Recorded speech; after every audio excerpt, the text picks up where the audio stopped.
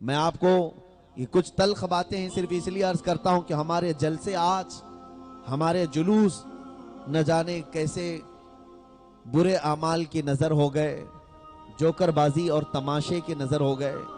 स्टेजों पर कभी हंसी खेल मजाक होने लगा और सुनने के लिए आने वाले ऐसे आते हैं जैसे कोई सर्कस देखने के लिए जा रहे हैं।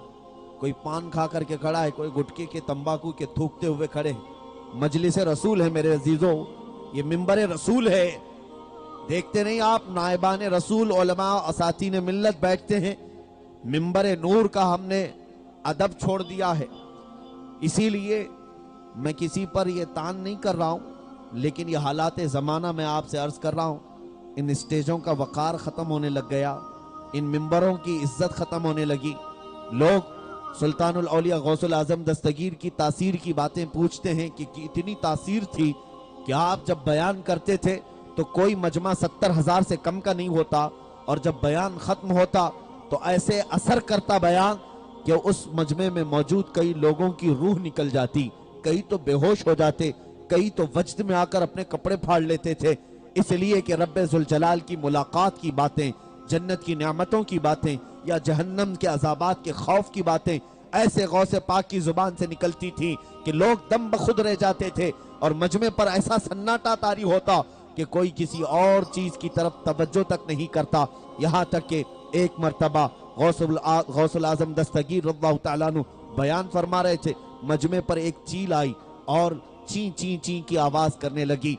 और जाहिर सी बात है, लोगों का हाल कभी कभार ऐसा होता है, इधर से आवाज आई इधर देख लिया, उधर से आवाज आई उधर देख लिया, पीछे किसी ने थोड़ा सा शोर शराबा किया, सारे उस तरफ मुतवज्जे हो गए। यहाँ मिंबर पर नायब रसूल हो, मुकर्रिर हो, वो बोलता रह जाए, लेकिन लोग उस आवाज की तरफ देखते हैं। मेरे अजीज हो, ये मजलिस रसूल की बेअदबी है, मजलिस रसूल की तौहीन है। सहाबा इकराम रिदवानुल्लाहि अलैहिम अजमाइन के आदाब ये थे। अल्लाह के नबी सल्लल्लाहु ताला अलैहि वसल्लम जब बयान फरमाते हैं, ऐसे बैठते थे कि अगर उनके ऊपर से राई के दाने उछाले जाते तो राई का दाना जमीन पर नहीं गिरता, उनकी गोदों में गिर जाता। इतना और सब सहाबा मुत्तसिल होकर लग करके बैठते थे और खामोश ऐसे होते कि सरों को तक नहीं हिलाते। अगर उनके सरों पर अंडे रख दिए जाएं तो वो भी साकित और जामिद खड़े हो जाएंगे, गिरेंगे नहीं। ये उनके आदाब थे। तभी तो मेरे अजीजों, औलिया कामिलीन की महफिलों के भी आदाब वो थे। आज आप अपने जलसों में आदाब बजा लाएं, सबसे पहले इन आदाब को मलहूज रखें। बावजू बैठना चाहिए, दिल में एक नरमी लेकर बैठना चाहिए, ये सोच कर बैठना चाहिए कि ऐसी मजलिसें हैं जिसमें बनफ्से नफीस खुद रसूलुल्लाह तशरीफ लाते हैं, मेरे आका सल्लल्लाहु ताला अलैहि वसल्लम की जलवागरी होती है, और ये अपने जहनो दिमाग में लेकर बैठना चाहिए। अल्लाह के नबी ने फरमाया, जहां अल्लाह और उसके रसूल का जिक्र होता है, रब ताला की रहमत के मलाइका उतरते हैं और पूरी मजलिस पर अपने परों से साया करते हैं। जब ऐसी मजलिसें होती हैं तो फिर हमें दूसरी तरफ तवज्जो देने का ख्याल क्यों आता? सरकार सैयदना अब्दुल कादिर जिलानी रज़ियल्लाहु ताला अन्हु मजलिस में बयान कर रहे हैं, चील की आवाज आ रही, चिल्ला रही, कुछ लोग इधर उधर देखने लग गए। ये तौहीन है, ये बारगाह है गौसियत का। जब बयान हो रहा हो तो इस तरफ उस तरफ तवज्जो देना बेअदबी ख्याल किया जाता था। तो गौसे पाक रज़ियल्लाहु ताला अन्हु ने कुछ नहीं किया, सिर्फ अपनी नजरें उस चील की तरफ उठाई। एक नजर उठना था कि चील का मुंह अलग और धड़ अलग होकर गिर गया, तड़पती हुई जमीन पर आ गई, मर गई। और गौसे पाक अपना बयान जारी रखते रहे। मजमे में सन्नाटा हो गया। जाहिर सी बात है, नजरों के जलाल का हाल यह है कि सर अलग हो जाएगा, धड़ अलग हो जाएगा। फिर सारे खामोश हो गए और पूरा बयान मुकम्मल हुआ। और खामोश होना भी है, वो जलाल भरी नजर जो चील पे पड़ी कहीं यहां पड़ जाए तो। गौसे पाक रज़ियल्लाहु ताला अन्हु का बयान खत्म हुआ और फिर आप मिंबर से उतर आए, उस चील के पास गए, उसका जिस्म उठाया, ठंडा पड़ चुका था, बहुत दूर उसका सर पड़ा हुआ था। उसकी मुंडी को लिया, उसके मुंह को लिया और धड़ को लिया, दोनों को जोड़ा और कहा, कुम बेइज़्निल्लाह, अल्लाह के हुक्म से उड़ जा। वो चील फिर जिंदा हुई और उड़ती चली गई। मजमे में आपने फरमाया कि अल्लाह रब्बुल इज्जत ने अब्दुल कादिर को ये कुदरत अता की है कि रब तबारक व तआला के हुक्म से जब ये चाहे किसी के सर को अलग कर दे, लेकिन जब चाहे तो उसके सर को जोड़ भी दे। मेरे अजीजों, सुल्तानुल औलिया सैयदना गौसुल आजम दस्तगीर रज़ियल्लाहु तआला अन्हु के बयानात की तासीर मैं आपको बताऊं कि एक मर्तबा आपने अपने साहबजादे हजरत अब्दुल जब्बार से कहा, बेटा आज तुम खड़े हो जाओ, तुम बयान करो। बयान करने लगे। घंटा गुजर गया, 1.5 घंटे गुजर गए, लोगों पर खामोशी तारी थी। मजमा वैसे का वैसा था। वो उतर आए, हजरत अब्दुल जब्बार उतर आए। गौसे पाक के बड़े साहबजादे हजरत अब्दुल जब्बार, उनका मज़ार मुबारक भी गौसे पाक के मज़ार से बहुत करीब ही, उतर आए और कहा, अब्बा जान बहुत देर से बयान कर रहा हूं, मजमे पे सन्नाटा है। आप जब बयान करते हैं तो लोगों के नाले बुलंद हो जाते हैं, आहो बुका चीखें आ जाती हैं, कई तो बेहोश हो जाते हैं। गौसे पाक रज़ियल्लाहु तआला अन्हु ने अपने साहबजादे से कहा, तुम बैठ जाओ, मैं बयान करता हूँ। मिंबर पर चढ़ गए और बयान क्या करते हैं सुने। गौसे पाक मिंबर पर जाते ही कहते हैं, ऐ लोगों, ऐ खल्के खुदा, आज मेरे घर में एक हादसा हो गया। अपने घर का किस्सा सुना रहे। मेरे घर में आज एक हादसा हो गया। अब्दुल जब्बार की माँ यानी मेरी बीवी ने बहुत दिनों से मेरे लिए दही जमा करके रखी थी और मट्टी की हांडी थी जिसमें दही जमाया जाता था, और वो जो रस्सी वाला छीका होता है जिसमें हांडी लटका करके छत से रखी जाती थी। गौसे पाक फरमाते हैं, मेरी बीवी अब्दुल जब्बार की माँ हांडी में दही जमा कर मेरे लिए खाने के लिए रखी थी।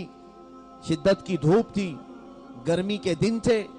आज मैं ये सोच करके निकला था कि दही खा लूंगा। मेरे घर पहुंचने से पहले पहले एक बिल्ला आया और उस हांडी पर ऐसे पंजा मारा कि हांडी टूट कर गिर गई और पूरा दही बह गया। इतना बयान करना था कि लोगों की चीखें निकल गई, रोने लगे, ज़ारो कतार रोने लगे। मुझे बताओ कि इस बयान में क्या रोने जैसा मामला है। गौसे पाक अपने घर का किस्सा बयान कर रहे हैं। हांडी टूट गई, दही बह गया, मैं खा नहीं सका। ये बयान करते ही लोग रोने लगे। अजीजा ने गिरामी, अब मैं उस मजलिस के आदाब समझाऊं। गौसे पाक को सुनने वाले भी अहलुल्लाह हुआ करते थे। उनके अंदर इल्म इतना आ चुका था उनके बयानात से, वो समझ गए कि सुल्तानुल औलिया सैयदना अब्दुल कादिर जिलानी अपने घर का किस्सा नहीं बयान कर रहे हैं, बल्कि ये हमारी जिंदगी को बयान कर रहे हैं। इनके बयान करने का मकसद ये है कि इंसान जिंदगी में बहुत माल जमा करता है, बहुत माल जमा करता है, लेकिन जब उसके खाने का वक्त आता है तो मलकुल मौत आकर पंजा मारता है, उसकी रूह कब्ज करके चला जाता है और वैसा सारा माल उसका वैसा का वैसा रह जाता है। जो मेरे घर में हाल हुआ, हांडी दही जो जमा करके रखा गया था मेरे लिए, मेरे खाने से पहले बिल्ले ने पंजा मारा और सारा दही बह गया। गौसे पाक उस मिसाल से लोगों को समझाना चाह रहे थे, ऐ लोगों, तुम्हारी जिंदगियों में यही होता है।